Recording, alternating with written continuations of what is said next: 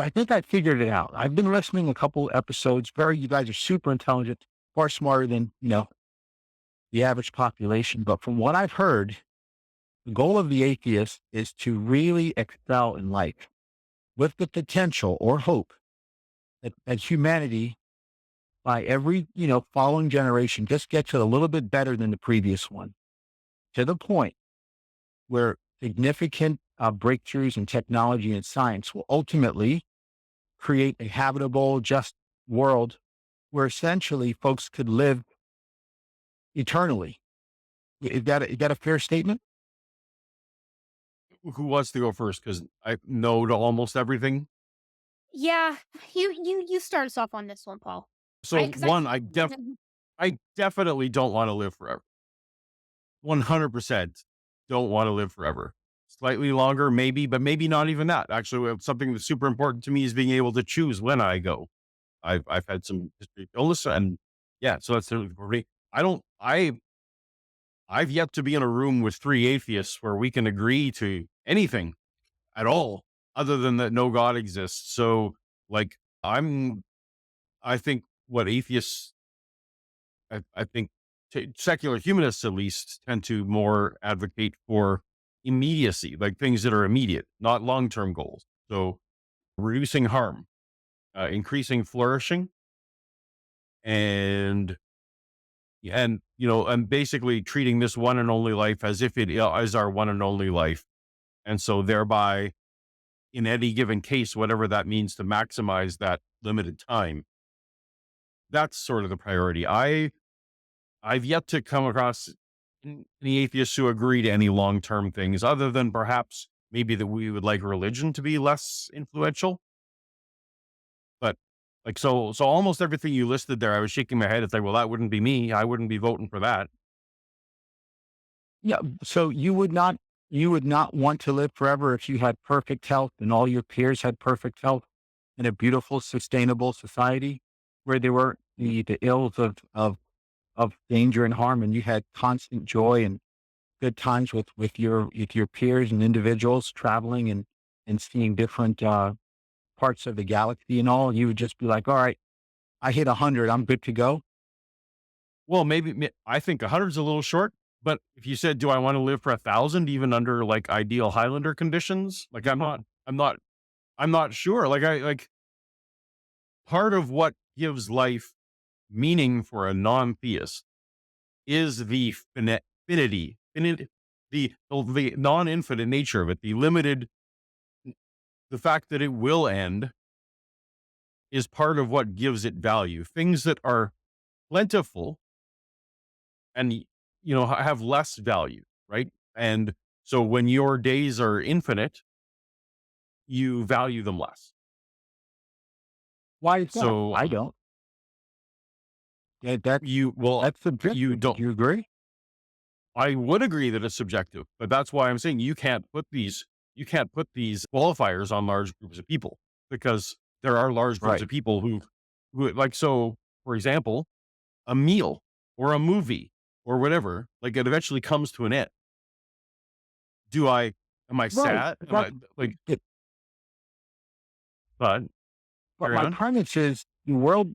So the premise is the atheist is hoping to make this world a better place to leave the next generation after them to Some also of the have the same experience, but slightly better, right?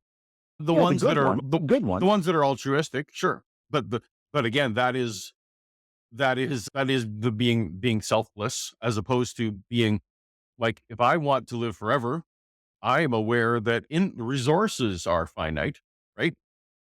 So I have to selfishly then want to take from future generations or take from other people, because, unless you're Right. proposing that things are But infinite. correct. That's what I'm saying. If everything had a level of if there's enough science and technology to create a habitable, just environment where food is abundant, health is unlimited, friendship and the ability to have connection, we wouldn't want it to end. And I think I'll anyone throw would it to I'll throw disagree it with me to to say if all go ahead. I'll throw so it to Erica. I absolutely no. don't want to, like, I don't know of people that think that heaven's a great idea.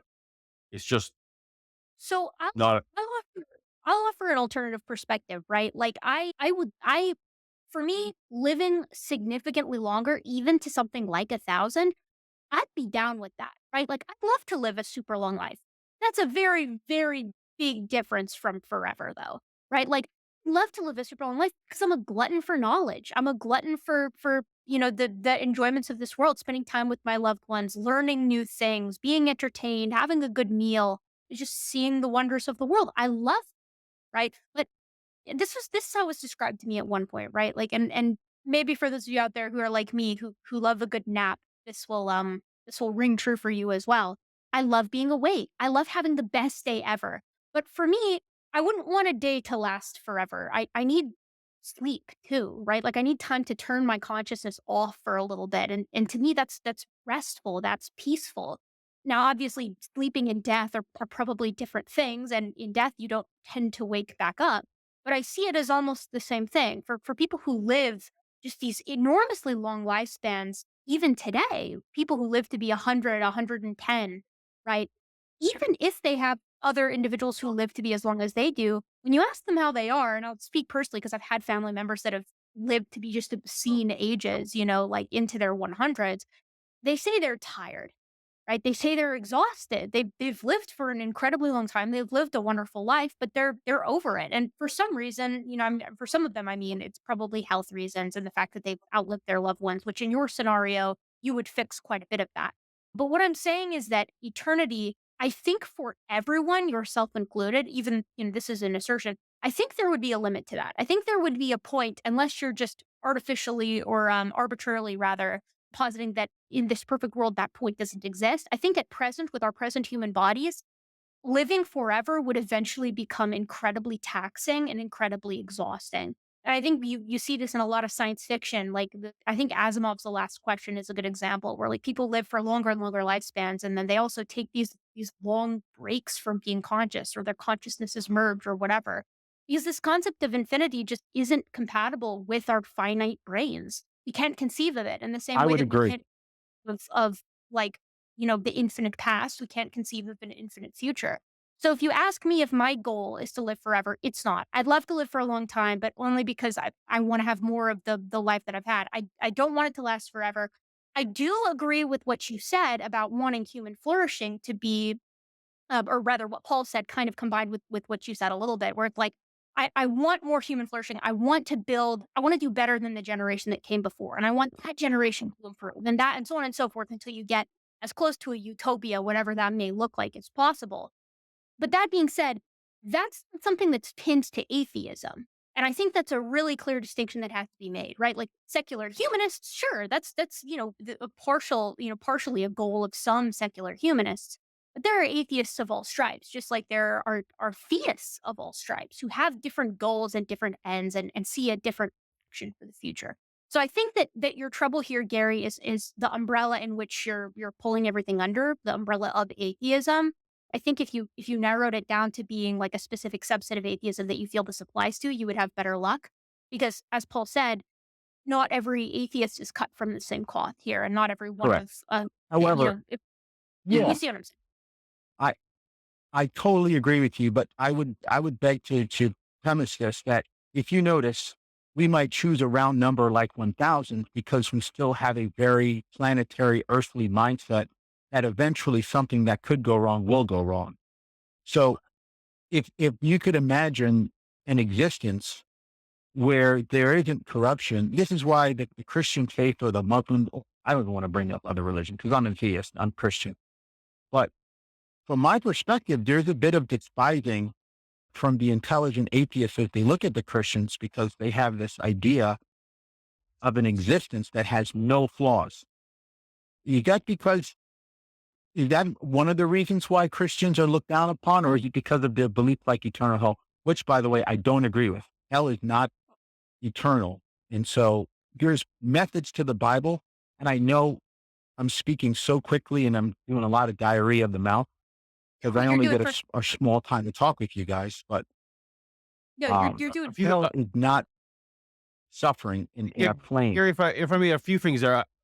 on the list of people who give the problems they have with Christianity, that people think the idea of heaven is cool is very, very deep down the list. That is not, although I do think that it is a driving factor for a lot of people, the fear of the desire for immortality and a fear of death, and more often even the fear of death. I do think that is definitely for some people a factor in.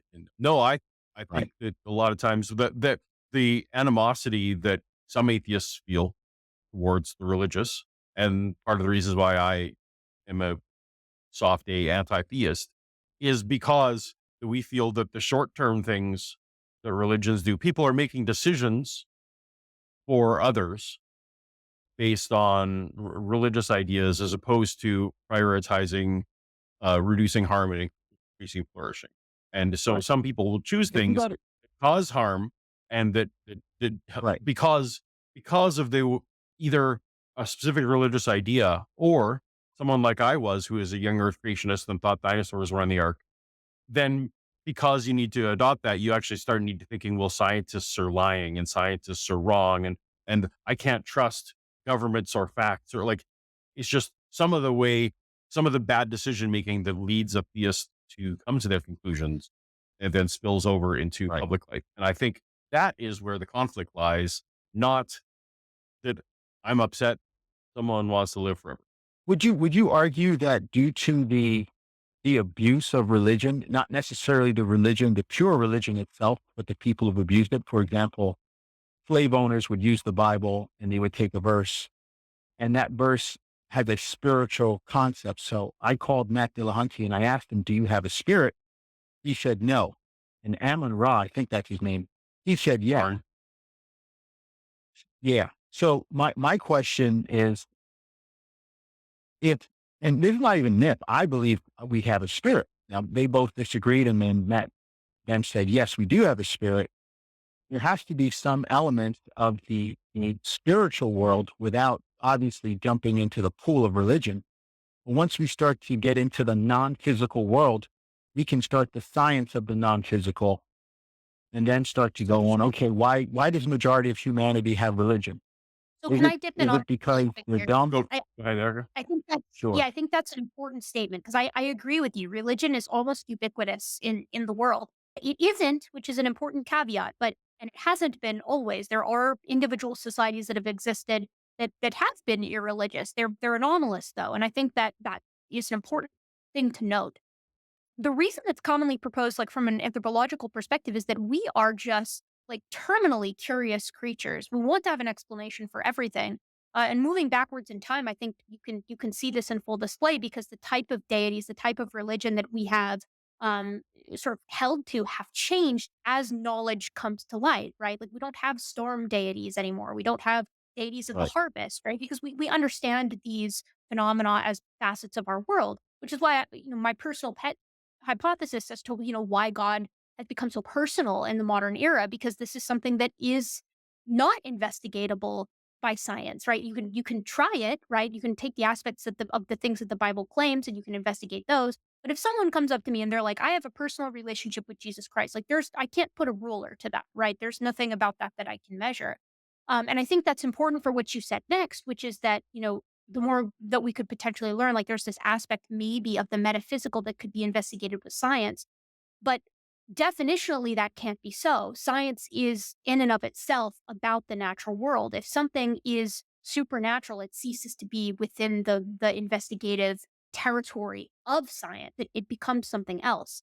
And as somebody who enjoys science very much and uses it to sort of shape the way that I see the world, I find those regions to be the metaphysical and things like that to be so slippery that I almost find them to be meaningless because you Right. can't put a number to them, you can't understand them, you can't conceive of them outside of an individual experience.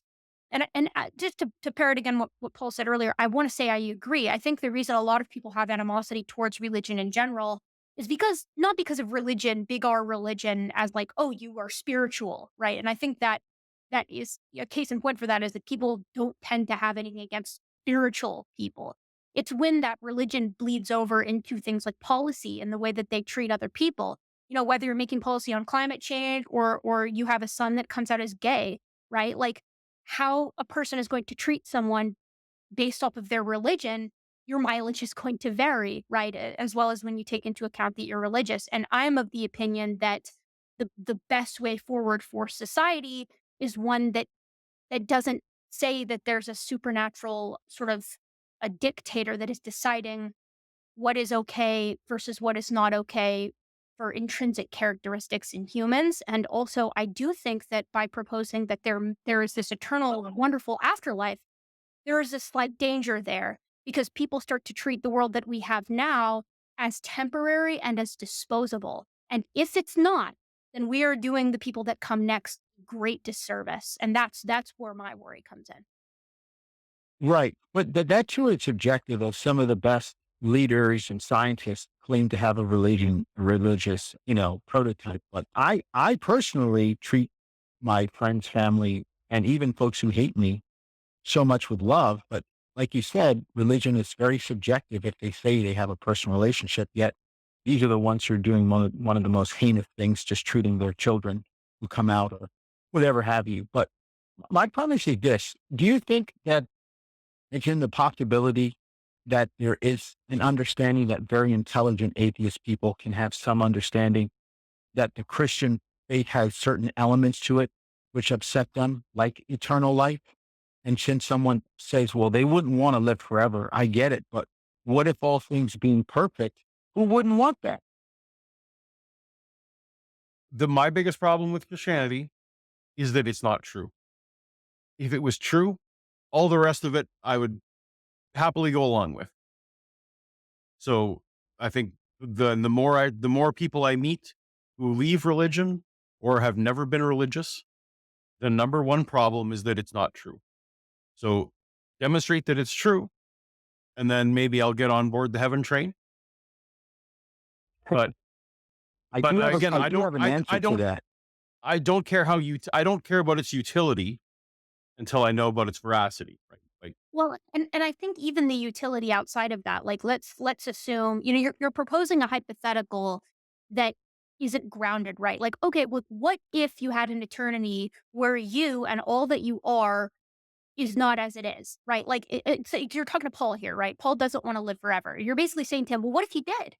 Well, okay, great. Now he wants to. It's perfect, you know? I mean, if he wanted to live forever and then he lives forever, that's phenomenal. But I think the problem that you're kind of posing to him is like you're saying, okay, all things are perfect and you are as happy as you could be. But that's not the world that we live in now. That's not the way that we are as people, right? And so I think that's a hard sell for a lot of I don't folks think who it are is. I don't think it is because we're really getting into new breakthrough technologies, right? And although there are some atrocities and horrors, crime is going down, technology is going up, people are living longer, advancements in. So my my original premise of that the next generation after us will get a little better. If that were to continue, breakthroughs could eventually go on, and instead of 150 years, you've made leaps and bounds in technology. So my premise is, so how is this so far off from the eternal dream that religious people have? Because if I we continue on this track, every generation improving, eventually we should get to some type of utopia, right?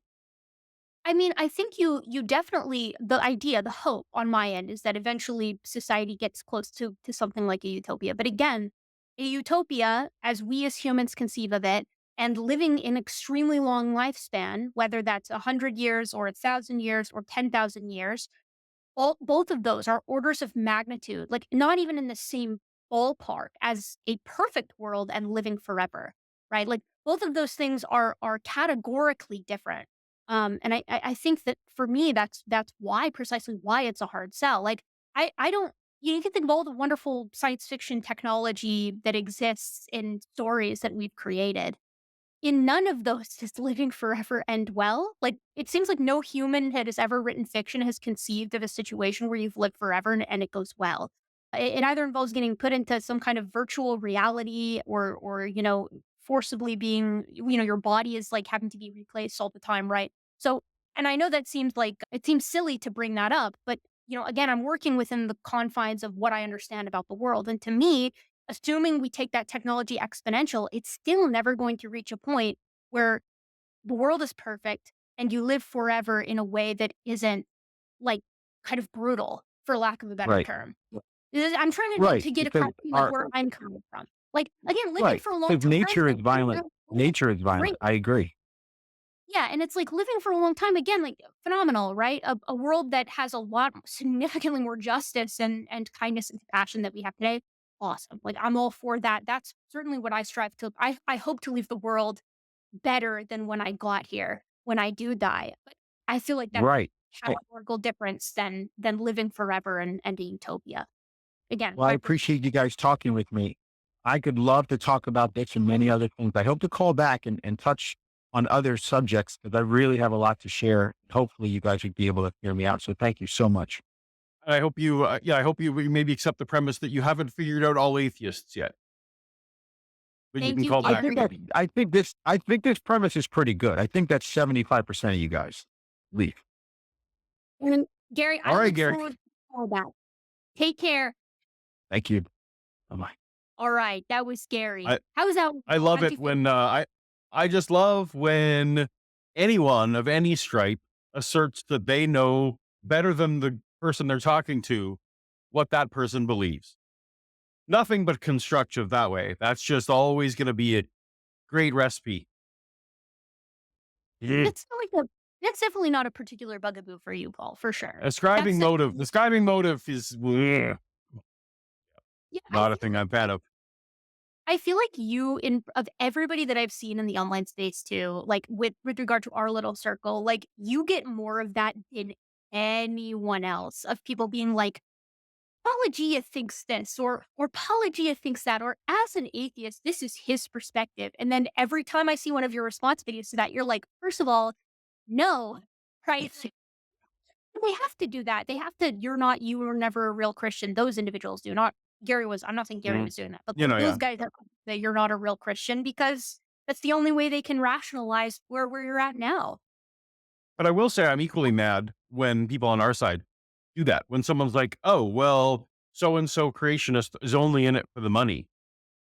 I hate that too. It's like, I you don't know I that. I like, I I yeah, can't stand that as well. And like I go back and forth my like again, I feel like I'm in a pretty high echelon as far as people who have spent way too much time like poring over creationism. you have. And it's Yep. some of these people that I encounter, I'm not sure. Like I see where they're at. I see their degree. I see the things that they're saying.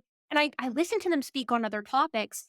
And I'm genuinely at a loss as to whether there's deceit or whether they are exhibiting some of the most intense but real cognitive dissonance that I've ever seen. Because who am I to say which one it is? Which is why I'm always like, it's one or the other. I'm not sure which Right. one it is, but it's definitely one of them. But yeah, I hate that as well, especially for the late creationists, like the ones that you do encounter, in the wild, as it were, where it's like Mhm. there's people that go to church and this is what they've been told, and frankly, they haven't given it that much thought. And whether that's because it's unimportant to them or they've made up their mind and they're being intentionally like obstinate about it, you can find out more the more you have a conversation with them. But I rarely find that your average late creationist is like malicious in where they're coming Right. from. Yep. That's just my experience. So don't describe motive, anyone.